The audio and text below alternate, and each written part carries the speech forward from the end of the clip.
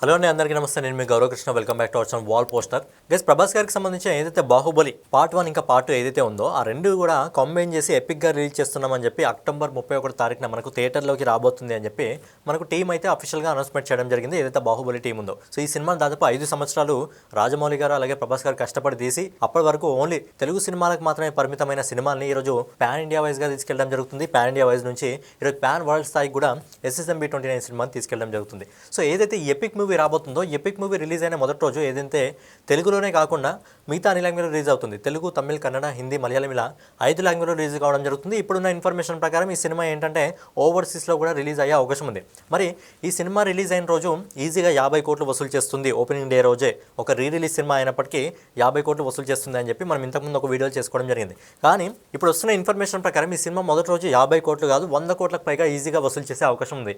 అదేంటి భయ్య, ఒక రీ రిలీజ్ సినిమా, ఆల్రెడీ అందరూ చూసిన సినిమా, 2 పార్ట్లను ఒక దగ్గర జోడించి పెడితే మాత్రము ఈజీగా 100 కోట్లు వచ్చేస్తాయంటే ఇక్కడ ఒక అవకాశం ఉంది. ఏంటంటే ఏదైతే రీ రిలీజ్ ఉందో, బేసిక్గా ప్రభాస్ గారు రీ రిలీజ్ అంటే ఓన్లీ తెలుగులో మాత్రమే రిలీజ్ చేయాలి, కానీ మిగతా అన్ని లాంగ్వేజ్లో రిలీజ్ చేయడం జరుగుతుంది. ఇన్ఫర్మేషన్ ప్రకారం ఓవర్సీస్ మార్కెట్లో కూడా రిలీజ్ చేయడం జరుగుతుంది. మరి దీని వెనుక కథ ఏంటంటే, ఏదైతే బాహుబలి 1 సినిమా ఉందో, బాహుబలి 1లో మన క్లైమాక్స్ ఏ విధంగా ఉంటుంది, కట్టప్ప బాహుబలిని చంపడం జరుగుతుంది. సో ఎందుకు చంపాడు అనేది ఒక క్వశ్చన్ మార్క్ అయితే మనకు ఉంటుంది. ఒకవేళ కట్టప్ప బాహుబలిని చంపకపోతే ఏమయ్యేది? అలాగే ఆ టైంలో ఏదైతే క్లైమాక్స్ ఉందో, క్లైమాక్స్ అది ఒకటే కాకుండా ఒక 2-3 క్లైమాక్స్ని అయితే షూట్ చేయడం జరిగిందంట. సో అదైతే అక్కడే డంప్ పడి ఉంది. సో ఆ సీన్లు అయితే ఇప్పుడు ఏదైతే మనకు ఎపిక్ రాబోతుందో, ఎపిక్లో బాహుబలి 1కి సంబంధించి, బాహుబలి 2కి సంబంధించి సీన్లతో పాటు కొన్ని కొత్త సీన్లు కూడా యాడ్ చేయడం జరుగుతుందంట. ఒకవేళ ఎందుకంటే రాజమౌళి గారు మనకు ఆల్రెడీ ఒక హింట్ కూడా ఇవ్వడం జరిగింది, బాహుబలి 3 కూడా వచ్చే అవకాశం ఉంటుంది ఖచ్చితంగా అని చెప్పి.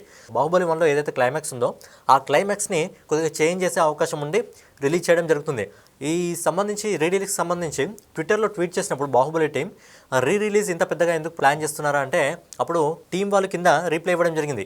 రీ రిలీజ్ కాదు, రిలీజ్ అని చెప్పి చాలా పెద్దగా క్యాపిటల్ లెటర్స్లో రీప్లై ఇవ్వడం జరిగింది. అంటే ఇక్కడ ఖచ్చితంగా ఏదో ప్లాన్ చేయడం జరుగుతుంది. మరి రాజమౌళి గారు అయితే ప్రజెంట్ ఆ బాహుబలికి సంబంధించి ఏదైతే ఎపిక్ ఉందో దానిపైన అయితే వర్క్ చేయడం జరుగుతుందంట. అదేంటి రాజమౌళి గారు ప్రజెంట్ SSMB 29 మూవీతో బిజీగా ఉన్నారంటే, లేదు, ప్రజెంట్ SSMB 29 ఏదైతే ఉందో అందులో స్క్రిప్ట్లో కొన్ని చేంజెస్ మహేష్ బాబు గారు అడగడం జరిగిందంట.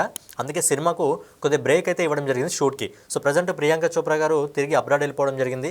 అలాగే మహేష్ బాబు గారు కూడా ఆయన గ్యాప్ దొరికితే ఇయర్లో 2-3 సార్లు టూర్ వెళ్ళడం జరుగుతుంది ఓవర్సీస్కి. సో ప్రజెంట్ మహేష్ బాబు గారు ఓవర్సీస్కి వెళ్ళడం జరిగింది. సో రాజమౌళి గారు అయితే ప్రజెంట్ ఏదైతే ఎపిక్ ఉందో ఆ స్టోరీ పైన కొద్దిగా వర్క్ అయితే చేయడం జరుగుతుందంట. అంటే అక్కడ కొత్తగా షూట్ చేయాల్సింది ఏమీ ఉండదు, కాకపోతే ఆ క్లైమాక్స్లో ఏవైతే ఉన్నాయో కొన్ని డంప్ పడిన సీన్స్ ఉంటాయి కదా, ఆ సీన్స్ అన్ని తిరిగి యాడ్ చేయడం జరుగుతుందంట.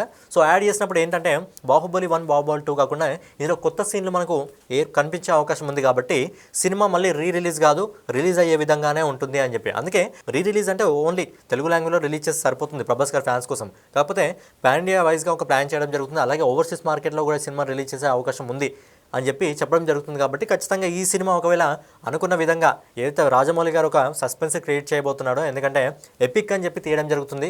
బాహుబలి 3కి మళ్ళొకటి ఇదేమన్నా ఎగ్జాంపుల్ కంటే ఒక దారి క్రియేట్ చేస్తుందా అని చెప్పి ఫ్యాన్స్ అనుకోవడం జరుగుతుంది.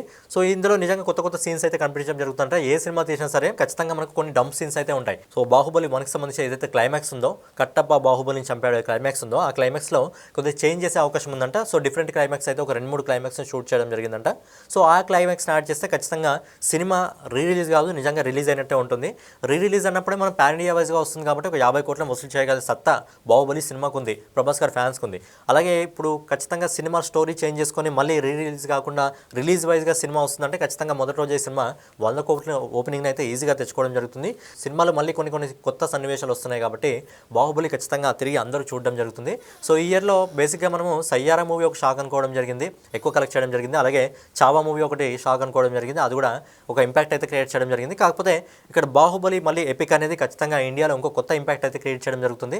సో రాజమౌళి గారి దగ్గర నుంచి ఒక సినిమా వస్తుందంటే ఖచ్చితంగా అందులో ఏదో ఒక కొత్తదనం ఉంటుంది, ఏదో ఒక డిఫరెంట్ మ్యాజిక్ అయితే ఆయన చేయడం జరుగుతుంది. కాబట్టి మరి ఈ సినిమా ఎపిక్తో కొన్ని సన్నివేశాలు యాడ్ చేసి బాహుబలి 3కి ఈ సినిమా ద్వారా, ఎపిక్ ద్వారా తిరిగి ఒక మార్గం క్రియేట్ చేస్తారా లేదా అనేది చూడాలి. సో ఫైనల్గా ఇదనమాట ఈరోజు వీడియో మీకు నచ్చుంటే ఖచ్చితంగా లైక్ చేసి, కామెంట్ చేసి, సబ్స్క్రైబ్ చేసుకొని బెల్ ఐకాన్ అయితే ఆన్లో పెట్టుకోండి.